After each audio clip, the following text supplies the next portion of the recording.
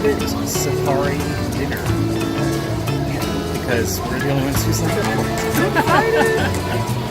So we get to ride out on this safari with some very knowledgeable cast members about the animals, and they'll stop and talk to us about the something. We can go out a little closer to the animals than the other safari, you know, the major, the normal one will.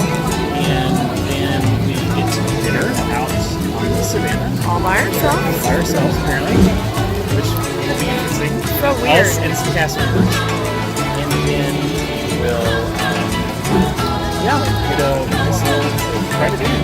It's quite a way to celebrate our anniversary. Yes. Thank you. All right. Ness knows how to work the complicated door. I have no idea. You guys are welcome to sit anywhere you'd like. If you sit on this side, though, you might get a better view of our hyenas as we're going by.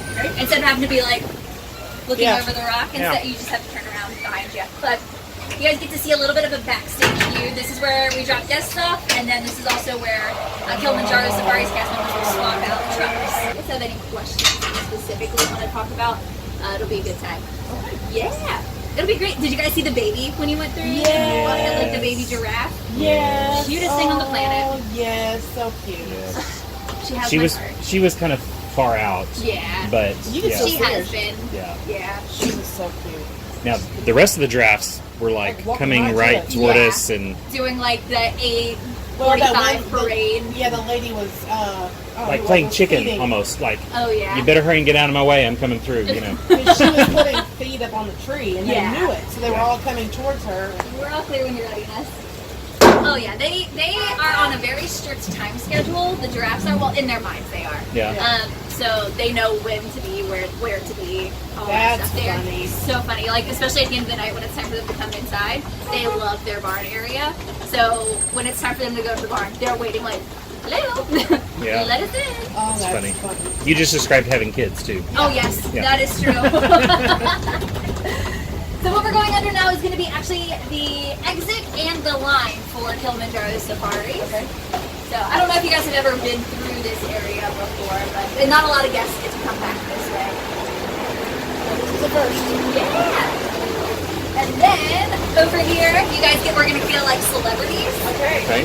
Because you're going to see everybody waiting in line to get on the ride, and they'll see your fancy truck. They're going to be like, What are those people? They'll take pictures of you just to see if they're like, they can Should we recognize wave? you later. Yes. Like- We paid a lot of money. But we're officially on the reserve. Harambe is Swahili. It means to come together. So we like to use this area as a way to say, like, we're coming together to fight back against poaching. We're going to start off our adventure here in what we call the Aturi Forest. In Africa, there is a really big Aturi Forest, and this is the little Aturi Forest. The same animals that you'll find over there. So this is where you're going to see a lot of antelope. You're going to find some black rhinos. Oh, yeah. What are those called? So those are the okapi. Yeah. So if you look at it, you're immediately going to think they're related to a zebra, right? But their closest living relative is actually a giraffe. Right? You wouldn't think so, but until she's actually probably going to show us, she's going to reach up with her tongue, which is almost as long as a giraffe's tongue. Yeah, isn't that crazy? She does not look like a giraffe, though. Right? The funny thing, though, these guys here were not discovered until 1901. You would think a big animal like that would be discovered sooner. Cryptozoologists are the ones that found them. They're the guys that are out there looking for like Bigfoot. Yeah. It actually gave them some credibility because someone came out and they're like, "There's this moose zebra struck thing out in the wild." People are like, "You guys are crazy. There's no way this is real." And they're like, and the cryptozoologists are like, "I'm gonna find it," and they did. So they got some of that credibility. Cool. But we're gonna leave the forest and we're gonna head over to the river. Did you guys see hippos while you were on your first safari? Did you guys happen to see the baby hippo? No, we did not. Oh, so we have a baby here. His name is Augustus. He is our first hippo born in like 15 years. Yeah, so we don't just breed our animals like willingly. Like, yeah, look, these guys look like they would be great. The Association of Zoos and Aquariums has a program called the Species Survival Plan, and they're the ones that have made recommendations like, hey, this guy and this girl would make a really good couple. You should try to breed them. We're never going to force an animal to breed them if they don't want to. Yeah. But and that's for genetics, right? yes, to help Yes. strengthen the species. Exactly. Right? We want as much genetic diversity as possible throughout all AZA facilities.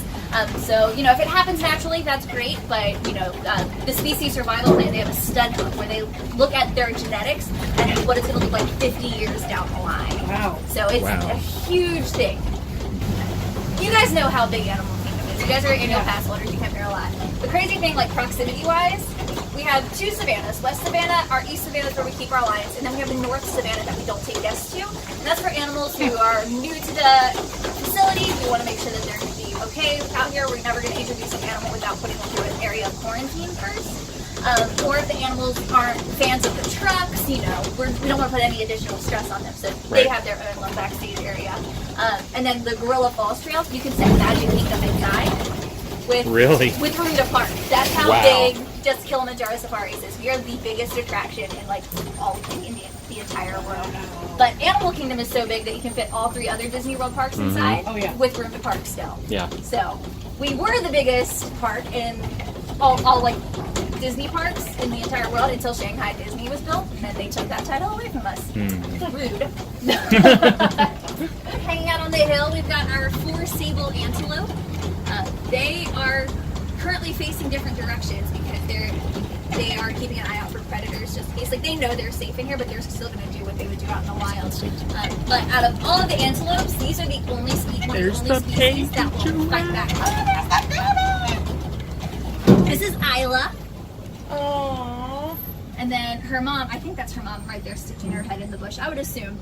Isla's been very independent, so she'll follow other giraffes instead of just her mom. She'll be like, oh, you look like a nice mom to follow today. But she's very independent, and Lily, her mom, is a first-time mom, so she's still kind of like, what's this little thing following me? But Isla, her mom and her dad are both first-time parents, so with that species survival plan, she's very valuable because they're like, your genetics are brand new, so they're not gonna find anything else like that. Wow. So are there fences up in Jurassic Park? Yes. Invisible where they can't come out? Correct. And you guys are welcome to stand up now if you'd like to. So if you guys see that there's trees around this, it kind of makes a bowl shape. But there are fences that go around, and there are always going to be 2 barriers in between that. So if you go up, there's going to be one fence. A little bit further, there's going to be another fence. Just in case any animal somehow gets out, there's still nobody. But hello! Hi there. We are joined by our keeper here. How's it going? Good. Good. How's your safari going? It's going good so far. I saw you guys pass a little nugget back there. Yes, it's a cheating so cute. Yes. Awesome. You guys have any specific questions, please feel free to ask. So, my name is Sarah. I'm an animal keeper here in West Savannah. So basically all the animals and all the space you can see is under my keep. Including that little piece of sunshine there. Her name is Isla. She's less than 3 months old at this point, but she's a real trooper, exploring the savannah and figuring things out. She's well above her years. So you said her mom and her dad, they stay together in a pair, or does dad go off and whatever, and then Isla just stays with mom? They basically act as a herd, so everyone's a big happy family. Dad is the dominant male in that group usually, and then there are usually a few subordinate males, and then the moms and their kids. So our dad is George. That is actually his first kid right there, so we're all real proud of him. And it's actually mom's first kid as well. Her name is Lily. And she was all kind of a learning curve with us, or with her, when it started. So she was trying to figure out how to be a mom, learning that she needs to be attentive and let the kid nurse, which was a little bit of a struggle, but we kept a close eye on both of them to make sure they were both doing happy and healthy. Will she, Isla, is that right? Yeah. Will she stay here, or will she... She will probably stay here. That's a good question. But it's actually determined by something called an SSP, which is a species survival plan. Okay. Every SSP has typically one SSP coordinator who takes a look at within the Association of Zoos and Aquariums for North America. So so all the North American zoos that have giraffe, we take a look at all of those giraffe as one big population. So our giraffe that might be over in San Diego and New York, they basically manage them as one big herd. And what we do, or what the SSP coordinator does, is they look at the actual genetics of each animal and determine who is best to breed with who based on the genetics of the population. Okay. Okay. So our goal is to maintain the highest level of genetic diversity that we can. Okay. Because Isla is Lily's daughter, and she is currently Lily's only daughter, I imagine that her genetics, as well as Lily's, are still very underrepresented in the population. So that means they're more valuable genetics. If we have a giraffe, for instance, that has bred a lot and his genetics are all over the place, then we might step it back. But that will be determined based on the recommendations that we get from the SSP. Also based on Isla and any personal issues that, or any personality or personal issues that she might have. So if she, for instance, has some health issues that might impact her ability to breed, or that might make it a concern if she were to breed, then for her sake we would hold back. There are a lot of factors at play, including, whether Disney wants to do that. And it is generally the final call of the SSP. They don't have like a legal ruling or whatever, but we basically leave it up to them because the health of our animals is what's most important. Sure. So we might not want another baby giraffe because it's cute, but if our animals wouldn't be healthy if they were to breed, then that's the bottom line. Right. Everything we can do to take care of our animals. So our local zoo, we're from Tulsa, Oklahoma, and our local zoo had a baby giraffe born a month and a half ago. Yeah, I think I saw that. Yeah, and so I thought it was interesting that they were somewhat close, in being born, and I wondered, because I know zoos do that, they will trade, for the genetics and stuff, so right? Our, Isla's dad, George, actually, he, like I said, it's his first kid, and it's his first kid here specifically. He came to us from a zoo in Kentucky. And because that was... Shout out to my house! I don't know specifics, but he was from Kentucky. That's okay, I probably wouldn't either. So that was a part of the SSP recommendation. And then when George came to us, we actually gave them our male. His name is Rhinos. And he is the father of all the other boys that we have, those 2-year-olds that... okay. That happened to be a straight swap in that instance. It's not always that case, but as soon as George got here, he was doing his job, and I'm sure Hammy was doing pretty good. Yeah.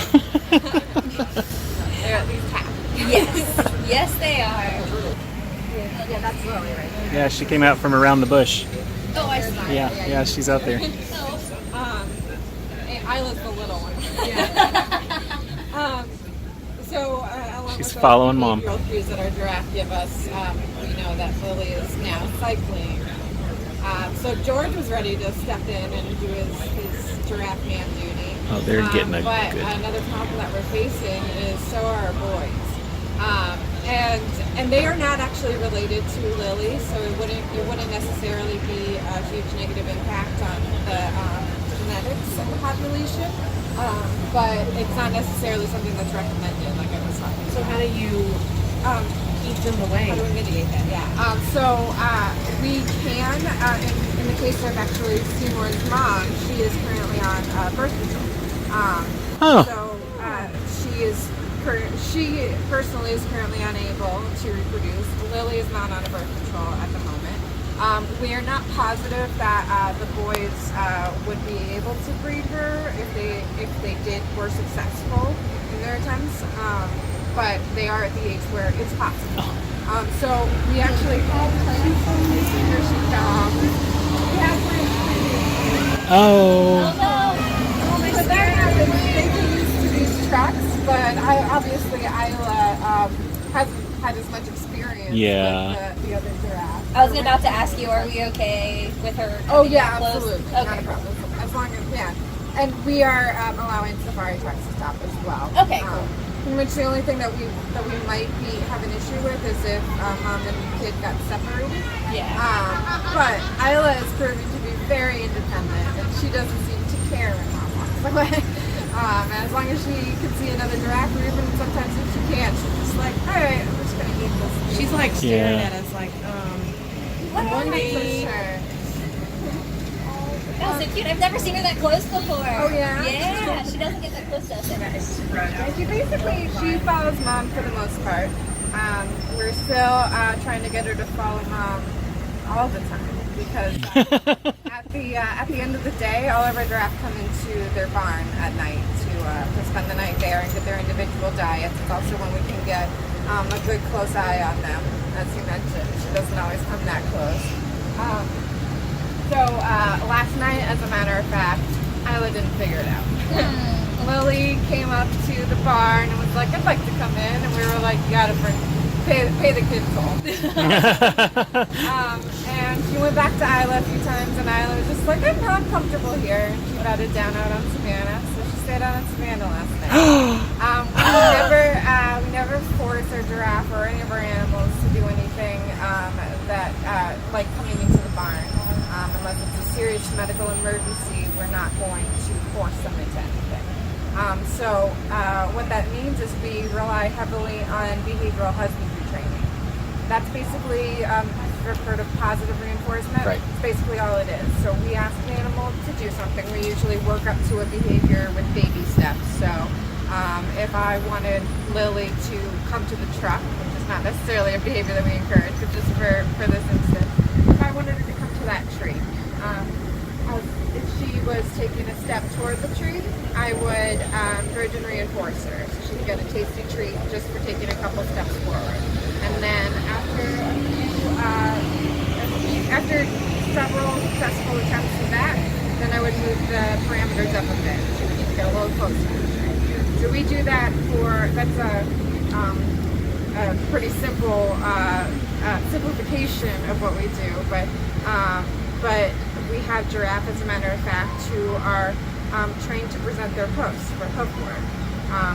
Giraffe hoof is bigger than you might imagine, and also they have quite a lot of force behind it. Oh, I can imagine. Giraffe's kick can potentially break the jaw of a lion if they were getting too close. Wow. So just to give you that comparison, they're not going to do that unless they want to. So Kenya, one of our other female giraffes, she has some hoof problems. So she has been trained now to put her hoof up on a block so that we can work on it, and also that she is presenting that hoof. Oh yeah. She's like, I don't know why y'all are here, but you need to move. She's like, I'm not so sure what's going on over there, but when I was there before, I got scared. Yeah. So I'm gonna wait here. So Kenny also presents her hoof for X-rays, so we can get a medical look at what might be going on with her hoof and then work on it from there. So as much as we can, our animals will be taken apart in their own care, and it usually works out best for everyone involved when that happens. We otherwise would have to put our animals under anesthesia in order to do that kind of work with them. And for a big giraffe, that's a big ask. Mm-hmm. We actually, since I've been here, have not needed to anesthetize our giraffe. That can be dangerous for the giraffe and dangerous for us, so that's the last key scenario. And because we were able to do things like ask Lily to show us her ear if she's having trouble with her ear, or ask Kenya to show us her hoof, we are able to work through those medical issues with the animal health. So That's awesome. the baby's okay just to stay out here at night? Does someone come out here and check on her? Or? Yes, we do check on her. We actually have a night team here at Disney. We have, believe it or not, we have a 24-hour animal care team here. So there is a team that comes in around 6 o'clock at night. She's getting a little closer. Yeah. Until 5 o'clock in the morning. Does she like know you? She does. She knows us keepers, and she knows these trucks too. Lily's actually all of our giraffes know that these tracks bring food. That's what I was thinking. She's like, why aren't you putting more food up there? Lily, as a matter of fact, and the reason why she's my favorite giraffe is she is very polite. So while other giraffes, well, for instance, this side, you can look at the other side of the tree. There's Right. a tub hanging up in it. That is a grain tub that we use to put grain or other food items out for our So giraffes. funny. While any other giraffe would, while I'm putting stuff up, would come and stick their face in my face, which is a potentially dangerous situation, Lily will wait a respectable distance away until I put everything up, gotten out of the back of the truck, gotten back in the truck, and driven away before she'll come. Aww. Very good. Hi, pretty girl. She looks like she's ready to like come over into this area, but she's not sure about us. But look how That's close exactly I it. am. Sometimes I'll put something up in a tree and I'll get distracted for a minute before I pull away, and then I'll look up and Lily will just be standing there waiting for me to leave. I'm like, I'm so sorry. Oh no. She's like, I'm trying to be polite, but Yes. you're not making this very easy. Too polite for her own good. Oh, awesome. Well, we'll continue moving on so that way they're not just staring at us from an awkward distance. You guys Yeah. get some good shots of us. Yes. Yes. Good. Thank Yes. you so much. Thank you very much. Of course. If you think of any other questions, you guys know how to reach. We got it. Thank you so Thank much. you so Yes, much. Enjoy the rest of your safari. Thank you. Awesome. We're going to head up. Look how cute. I know. No, I just can't. they both. And like Lily's just kind of look at her. She's like, All right. Are you Go leaving now. or are you staying? Will you make up your mind? Yeah. I'm not sure what's going on, but you're driving me crazy. She's been like circling that one stop. Oh my gosh. Okay. We'll Yeah. head up. So just keep your seats for me, please. Okay. Come on, back here, Ness. I wonder if they wag their toes like dogs do when they're happy. I don't think so, but I'm really glad you brought up their tails because, like, if you can kind of see her hair, it's super long. When we get up to our platform where we're gonna go grab our snack, we actually have hair that you guys can feel because their hair is like 30 times thicker than our hair is, and because of that, that's one of the reasons why they're poached in Africa because people use their hair for different things. They use, the giraffes use their tail to swat insects, correct? Exactly, yeah. So people do that here, or not here specifically, but people will take that and they'll use it in their homes. They'll actually use that hair for to make like brooms. But real quick, look how cute little Isla's tail there is. It's just like a little puff. Yeah. She's like a little cotton ball down there. But Oh, there's probably not even food in there, and she's Yeah. hungry. probably not. No, she's like, this is a That tease. truck. The It's truck like, came, and I nobody am brought me so food. confused right now. And there's plenty of food out here for them. They just, real quick, if you guys take a look over here, Oh we've my got some gosh. more. Yeah, just stay seated for me Oh, because we're sorry. not parked. No, you're fine, But here's some more of our dress here. I can slide down if y'all want to So I can slide see. this way. Yeah. Oh my gosh. So the one that's in the back that's picking at the food right there, Uh-huh. that is my personal favorite after Isla. His name is Wyatt. And I can tell that's him because if you see his ossicones on his head, they are still kind of fuzzy. Oh yeah. They really shouldn't be at this point in his Oh. life. Because when she's like, I know, but you don't have the food. When they reach the point in his life, their ossicones shouldn't be furry like that. When they're first born, they're very furry. Because they're cartilage and they should be hardening up and it should be going away, but he just looks like he's having a bad hair day every day. Huh. But as you guys can tell, Oh well, my first gosh, of all, look, there's some more. we have 10 giraffes that live out here. Oh my gosh. Wow. So, but real quick, if you guys take a look around, there's no safari trucks right now. Yeah. And that's because this is their home. They get right away at all times. So somewhere along safaris, there's an animal in the road that's causing a backup. Oh, gotcha. Oh, I was wondering. Yes. This is so cool. So which one is that one? This is Willow. She's another one of our moms. That's And his. these are two of our boys. This is Wyatt. He's Willow's son. Oh. That is Matt. His mom is Kenya, who's the one who lets us take X-rays of her clothes. Yeah. She is actually in the barn right now because she's expecting soon. Oh. Breaking news. Breaking news. How do you tell them? How do you tell them apart? Can we park for a second? All right, cool. You can stand up if you guys want to. How do you tell them apart? The spots are all different. Also, their coloration can be different. So if you look at Willow and Max, Willow's a lot Yeah. So that's the case for some of our, and Wyatt is a lot darker as well. And then each of them have their own unique spot patterns, just like our fingerprints or a zebra strip. So we learned to pick out those particular 7, spots, and then after a while just looking at them. They're almost all here. So that one Yeah, right 'cause there the is truck's here, Mara. right? She's another one of our moms will be expecting way down the line. Gestation period for a giraffe is pretty long. Oh, so she is expecting though right now? She is, but we actually don't have an exact date on when she might have been impregnated, but she's not very far along. It could take about a year and a half. Oh my goodness. Can you imagine? No, I cannot. This- 9 months is long enough. Awesome. Well, let's take our seats. We're going to head up to the Boma. Thank you again. Thank you so much. Oh my god. So We're so off the record. this one right here is Yes. expecting as well. No, that's a boy. No, Oh, this okay. is I was Willow. about- This is I was- Oh, Wyatt's no. mom. White's mom, but Yes. she's not. As far as I Okay. know, she is not. Okay. Yes, she's Okay. one of the only ones that currently is not. But one of the cool things, if we have males, they're the ones that get sent to the other facilities to spread that genetic diversity. But if they give birth to a female, more than likely we get to keep them here. So anytime we get gotcha. girls, we get really, really excited. So all of our boys are actually reaching that age. They're starting to become mature enough. They're gonna go move. Yeah, so at literally any week now, we're waiting to hear the news back. There's just we're going to send them Gotcha. to another AZA facility. We just don't know of any place that has the room for them yet. So.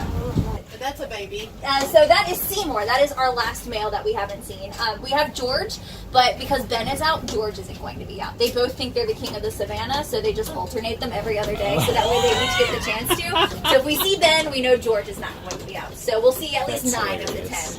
10 giraffes today. But this is Seymour. He is one of our lightest colored, but he's also the most skittish. There was one day we were parked here, and I threw my poncho on really quick because it was starting to rain, and he flew across the savannah and then would peek around the hill, are you guys still there? So, but right now, if you guys, real quick, if you take a look over there, that is Mackie, our male that we have here. He weighs 12,000 pounds. Oh, lovely. So, but he's going to be in here by himself for a little bit, so they're just kind of giving him his exercise. Is that Mackie? Yeah, that's a big dude. We're heading up. We're going to hang out at this platform for a little bit. It is called Boma. Have you guys ever eaten at Boma restaurant before? We have not. Definitely recommend it, but Boma is Swahili. It means a safe place. When we say safe place, that means there's a bathroom. Yeah!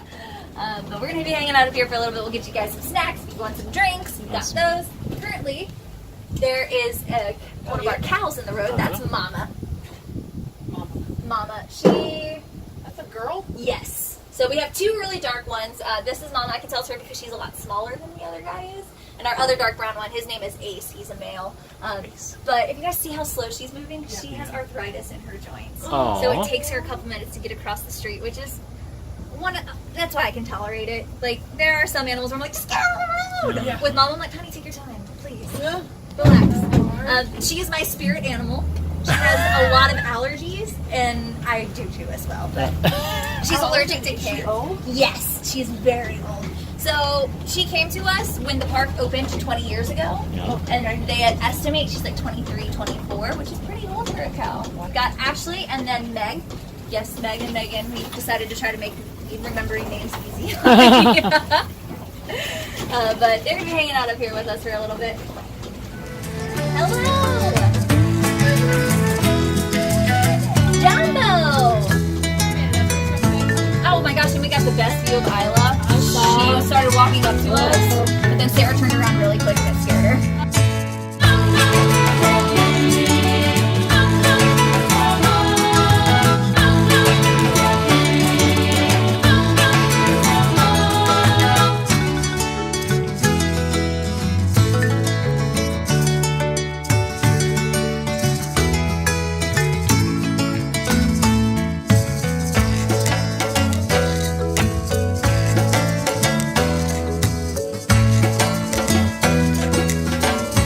So we have had an amazing experience.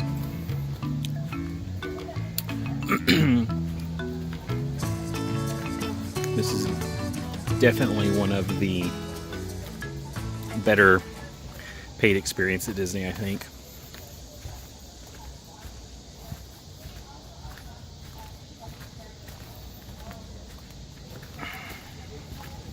From the platform where our meal is, we can walk down this boardwalk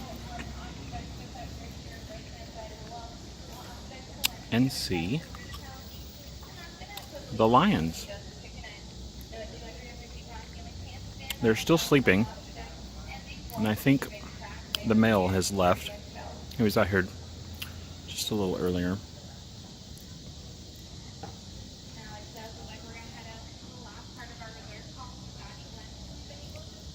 Oh, she's set up.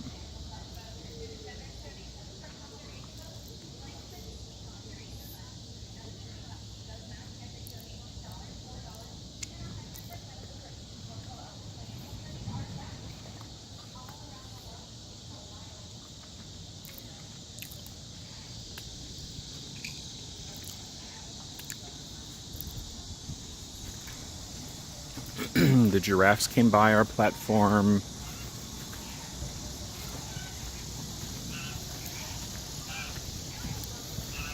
We got to see the sunset. Well, I guess it's still setting.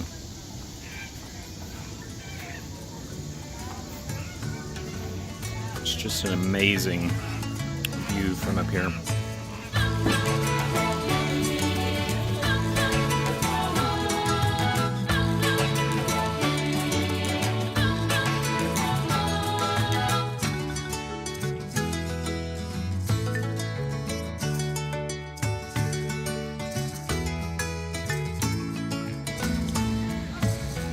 He was talking just a minute ago.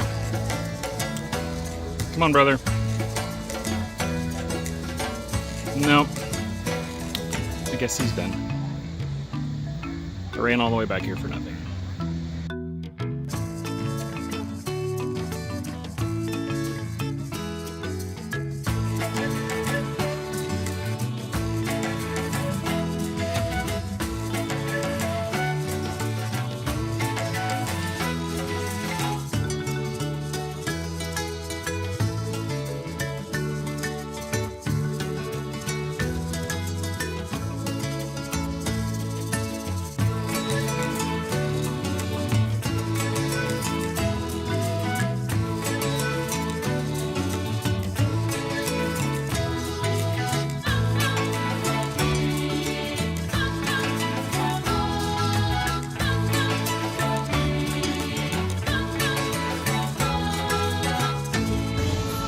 Yeah, he had left when I walked back out the first time. Yeah. He was gone, and then when he came back out, he was vocalizing. Yeah. And then he just lay down. Drops. they don't even like try. They like put one side of their body down and then just flop. But you can stand up now if you'd like to. Okay.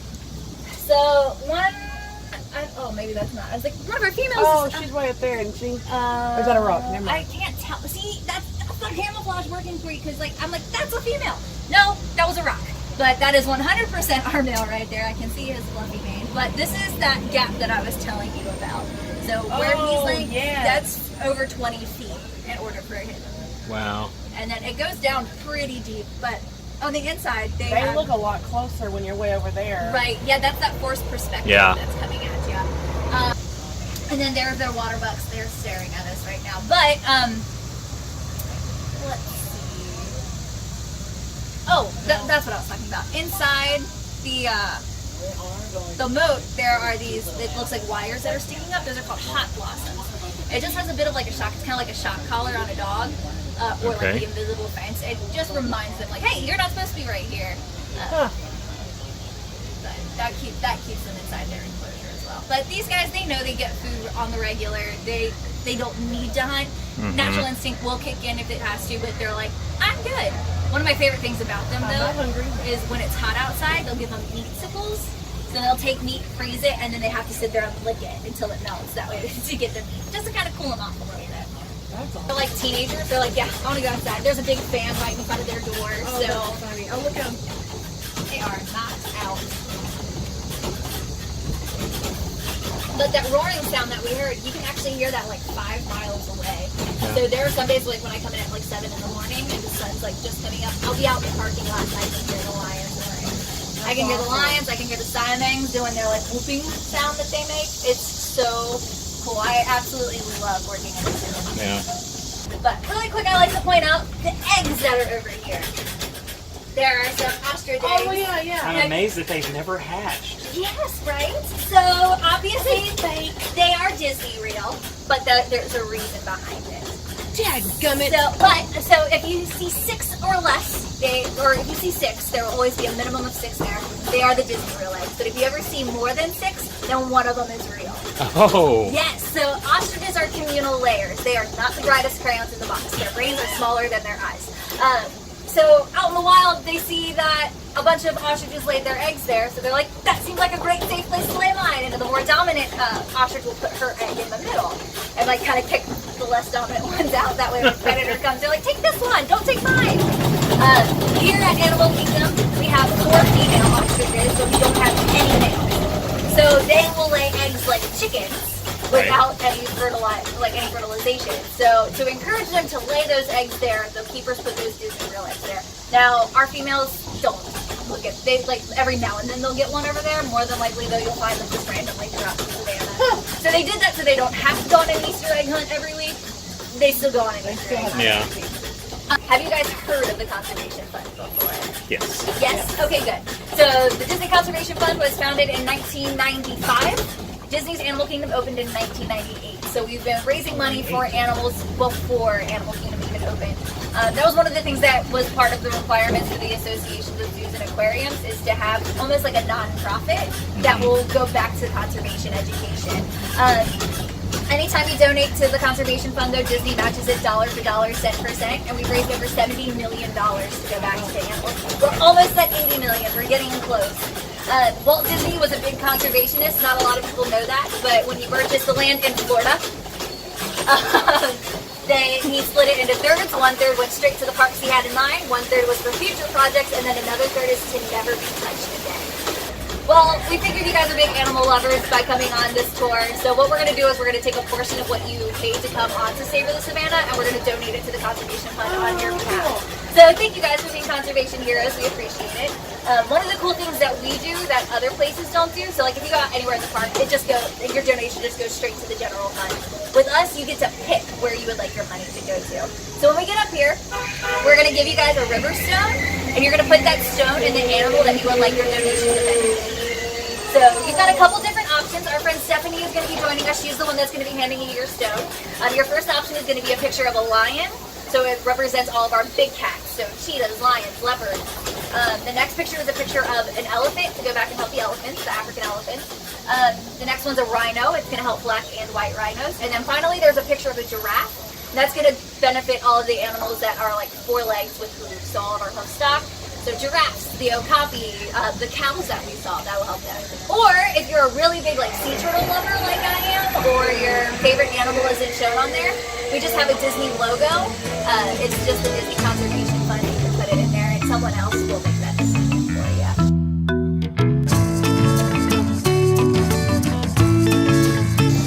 We had an amazing time on Savor the Savanna.